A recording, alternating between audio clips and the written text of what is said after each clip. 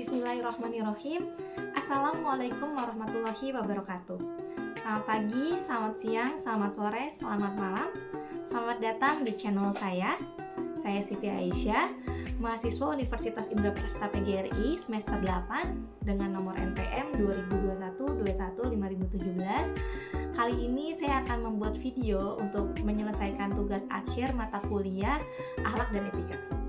Pada video kali ini, saya akan membahas topik yang sangat penting dan sangat menarik, yaitu etika Islam dalam demokrasi dan penegakan hukum, lalu ada pembinaan akhlak dalam kehidupan, dan yang terakhir, pencegahan dan penanganan kekerasan seksual dalam Islam. Ketiga topik ini sangat relevan dengan tantangan yang kita hadapi dalam kehidupan modern ini, yang semakin kompleks dalam berbagai aspek kehidupan sosial, politik, dan moral. Untuk itu, mari kita simak dengan seksama pembahasan ini yang akan memberikan kita wawasan yang berguna dalam menjalankan kehidupan kita sebagai umat Islam. Pada pembahasan yang pertama, kita mulai dengan membahas etika Islam dalam demokrasi. Kita harus memahami bahwa dalam Islam, prinsip-prinsip demokrasi sangat sejalan dengan ajaran Islam tentang musyawarah dan kesetaraan di hadapan Allah Subhanahu wa Ta'ala. Demokrasi dalam Islam bukan hanya tentang hak suara atau kebebasan memilih, tetapi lebih pada bagaimana pemimpin yang dipilih bertanggung jawab untuk melayani umat dengan adil dan bijaksana. Demokrasi dalam Islam menekankan pentingnya kesejahteraan umat, dan demokrasi yang ideal adalah yang berlandaskan pada prinsip-prinsip syariah yang mencakup keadilan, keseimbangan, dan kesetaraan.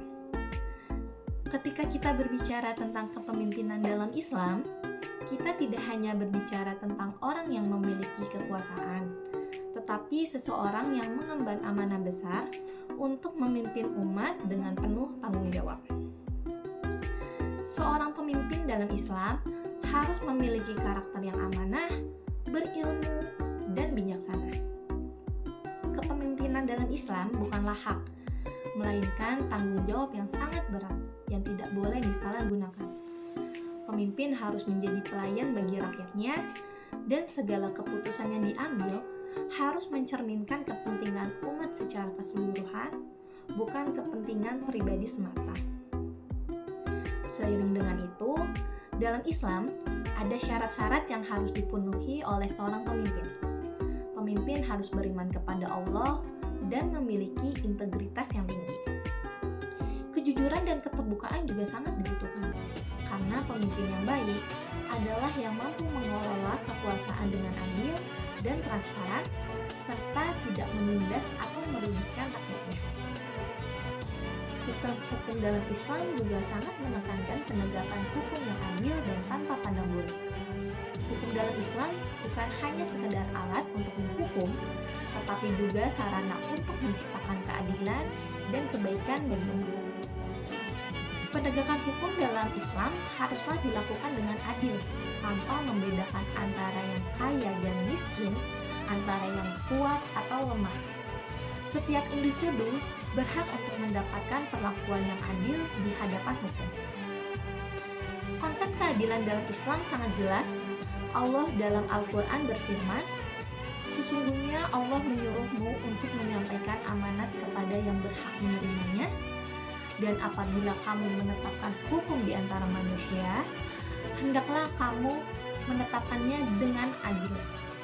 Keadilan ini mencakup semua aspek, baik sosial, politik, maupun hukum. Sebab, dengan keadilan, umat akan merasakan kedamaian dan kesejahteraan. Namun di sisi lain, radikalisme agama dan negara adalah ancaman besar yang harus diperangi. Dalam Islam, kekerasan dan pemaksaan terhadap orang lain atas nama agama itu sangat dilarang. Radikalisasi agama bukanlah bagian dari ajaran Islam yang sesungguhnya, yang mengajarkan kedamaian, kerukunan, dan saling menghargai antar sesama umat manusia. Materi selanjutnya, mari kita bahas mengenai pembinaan akhlak dalam kehidupan.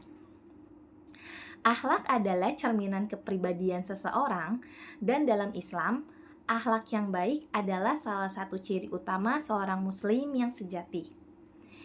Islam menekankan pentingnya akhlak yang baik, baik kepada Allah, kepada diri sendiri, dan kepada sesama manusia. Rasulullah Shallallahu Alaihi Wasallam bersabda, "Sesungguhnya aku diutus untuk menyempurnakan akhlak yang mulia."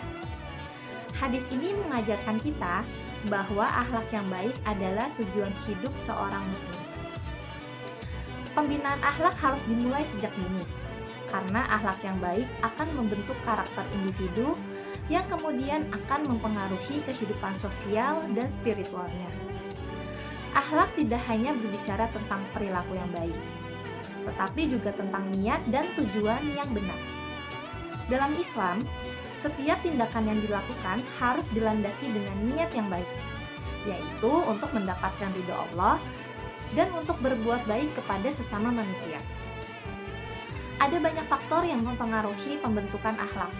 Di antaranya adalah pendidikan, lingkungan, dan teladan yang baik yang diberikan oleh orang tua, guru, dan pemimpin. Akhlak yang baik juga sangat dipengaruhi oleh pemahaman agama yang benar.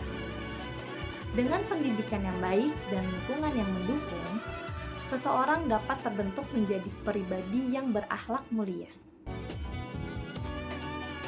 Pembahasan yang terakhir, kita akan membahas mengenai pencegahan dan penanganan kekerasan seksual dalam Islam.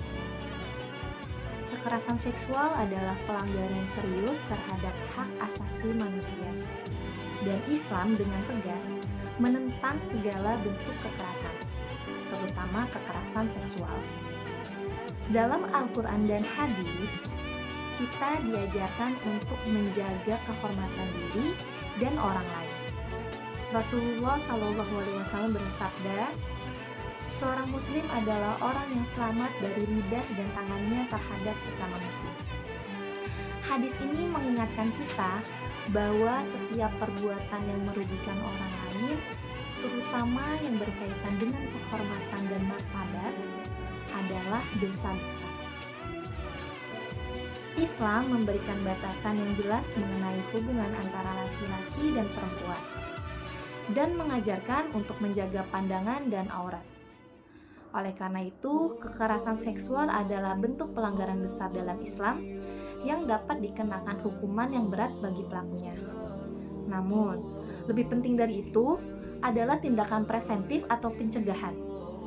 Islam mengajarkan kita untuk menjaga diri, menjaga lingkungan, dan mendidik generasi muda tentang pentingnya akhlak dan menjaga kehormatan diri.